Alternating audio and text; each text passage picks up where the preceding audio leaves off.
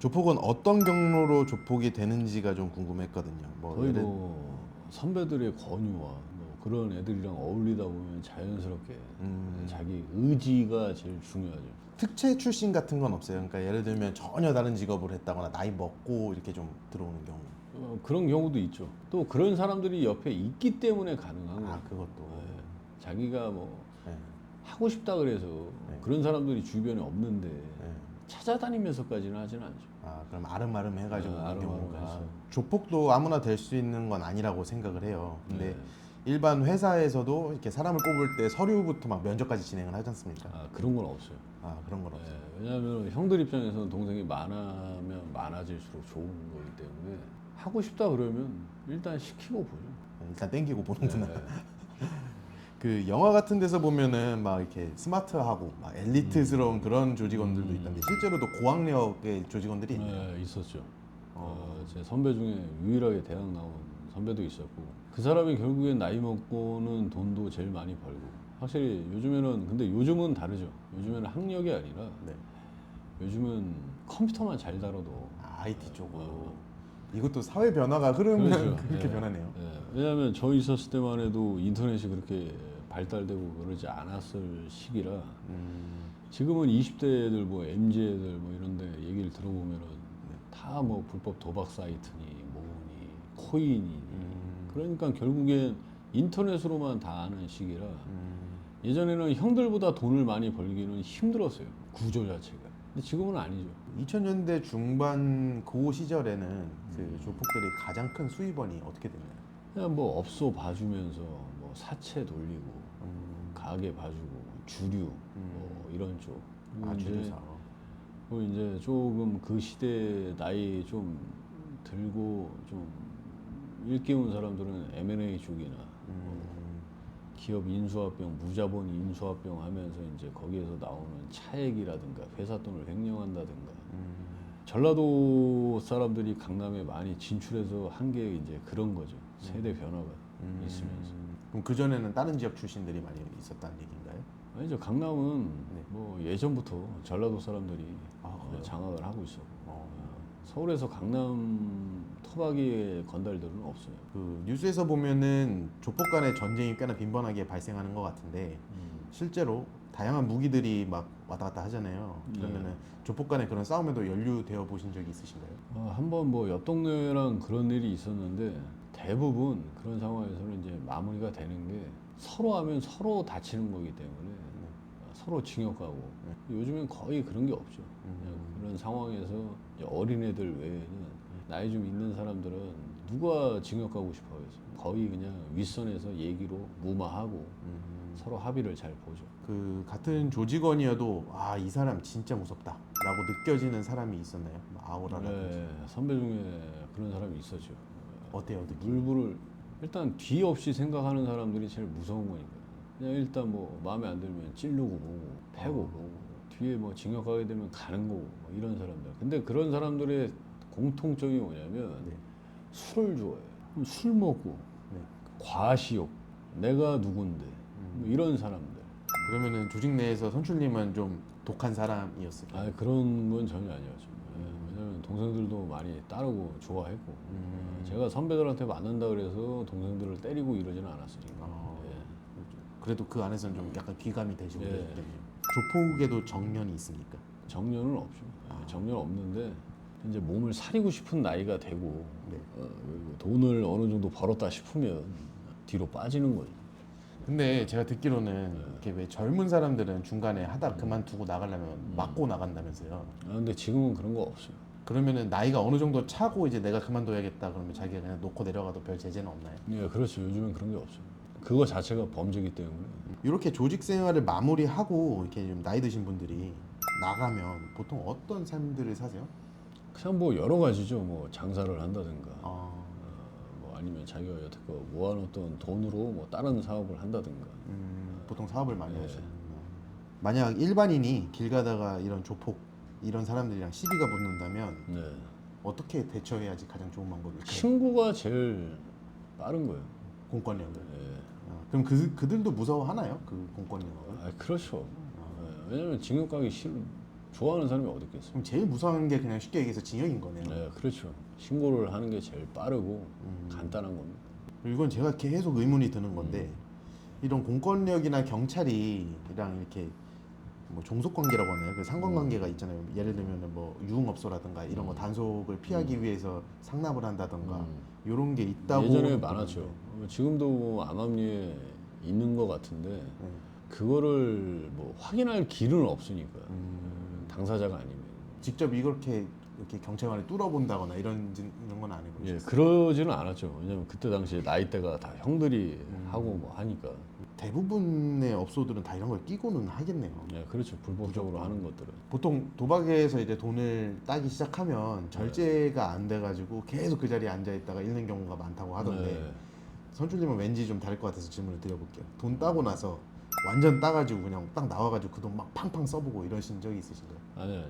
저는 많이 따도 네. 그만두더라도 네. 날 위해서 뭘 써본 적은 없어요. 어. 그냥 고스란히 가지고 있다가 그 느낌만 좀 가지고 즐기다가 네. 다시 고스란히 주는 거예요. 누구한테요? 카지노한테 주는 거예요. 아, 네. 잃어가지고. 네.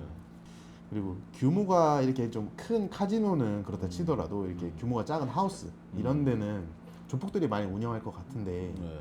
이게 만약에 선출님이 예를 들어서 돈을 엄청 많이 땄어요. 네. 그러면은 이 사람들이 막 협박하거나 막 감금한다거나 이런 거 없어요? 그런 경우는 거의 없죠. 어. 네. 왜냐면 어차피 신고되면 본인들이 더 다치기 때문에. 우리가 흔히 얘기하는 뭐 양아치, 건달, 깡패, 조폭 이렇게 있잖아요. 네. 이 다른 차이점이 있어요?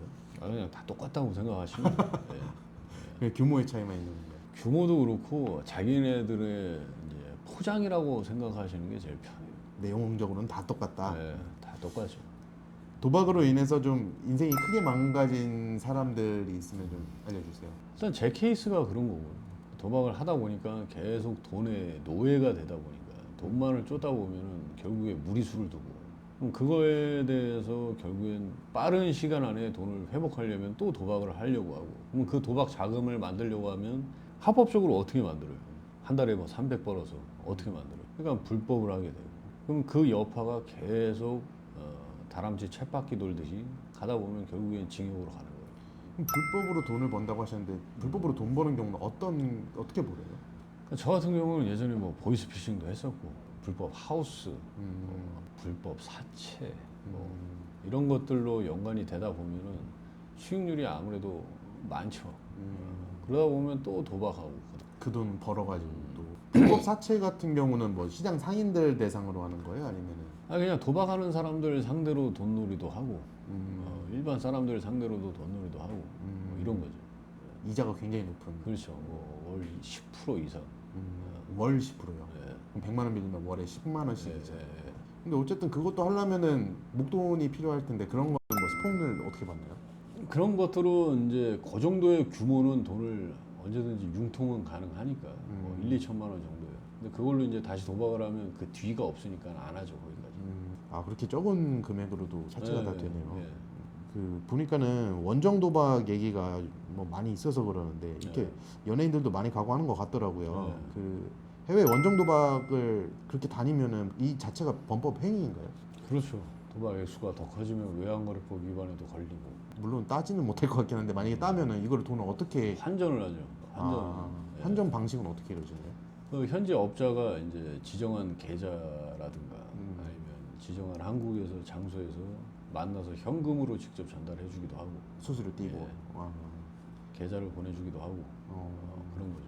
그러면은 그 현지 돈을 거기다 주고 여기서는 네. 내 계좌로 받고 네, 맞아요. 이런 식으로 거의 돈 사타기랑 네, 똑같은 네. 거네요. 도박판에 실제로 타짜들이 존재합니까?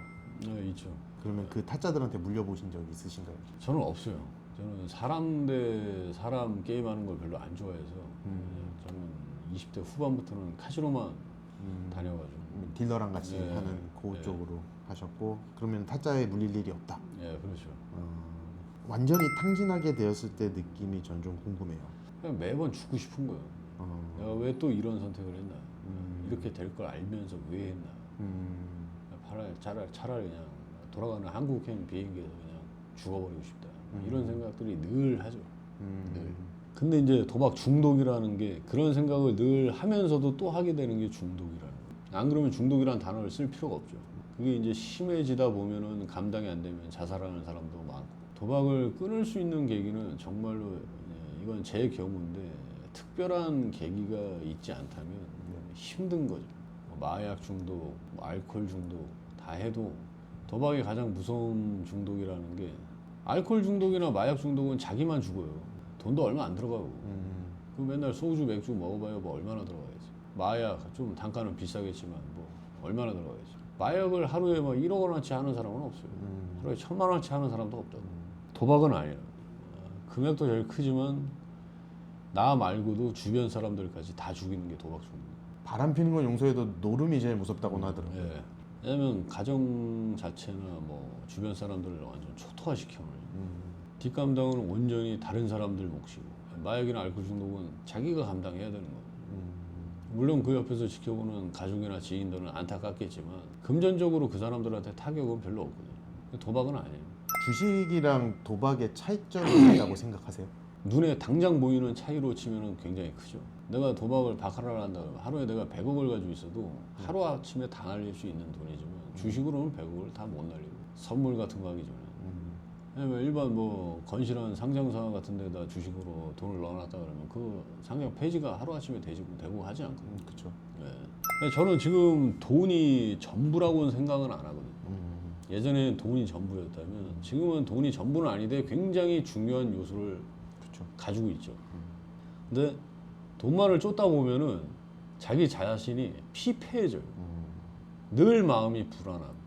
이 방송을 보는 사람들이 이제 병신이다 뭐 이렇게 생각할 수도 있지만 나는 뭐 제가 집을 사람들 보면 막 몇백억짜리 집이다 뭐 몇십억짜리 집이다 저는 솔직히 그 이해를 못하고 굳이 사는 곳에 좁지 않고 과하지 않으면 되는데 거기에다 내가 왜 그런 돈을 쓰는지 저는 나중에 솔직히 뭐 양평이나 이런 데 좀 경기도 외곽에서 마음 편안하게 그런 데 살면서도 충분히 느낄 수 있는 건데 굳이 막 사람들이 강남에 모여서 비싼 집에서 복잡하게 저는 개인적으로 이해를 못해서 나중에 제가 돈을 벌면은 저는 그런 삶을 살려고 합니다. 은행에 넣어놔서 거기에서 그냥 만족하는 삶. 제가 개인적으로 제일 부러워했던 사람들의 성향이 욕심이 없는 사람들이 굉장히 부러웠어요. 그걸 저는 지금에 와서는 복이라고 표현을 해요.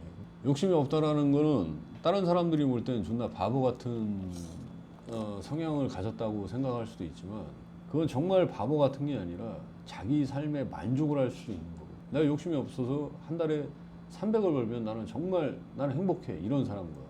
내가 욕심이 많아서 3,000을 벌어도 만족을 못 하겠다는 거지. 과연 그 두 사람의 삶을 비교할 때 삶의 만족도가 누가 더 좋냐라는 말입니다. 많은 울림이 있네요. 네.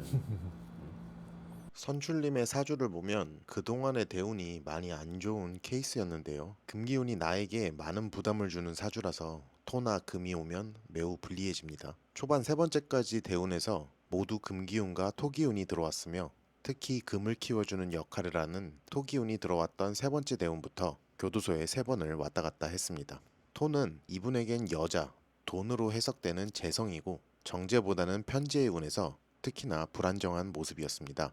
돈과 여자에 집착할수록 더욱더 나를 조여오는 사주구조로 보이고 현재는 4번째 갑오대운으로 진입했는데 나에게 부담인 금기운의 관성을 제어해주는데요.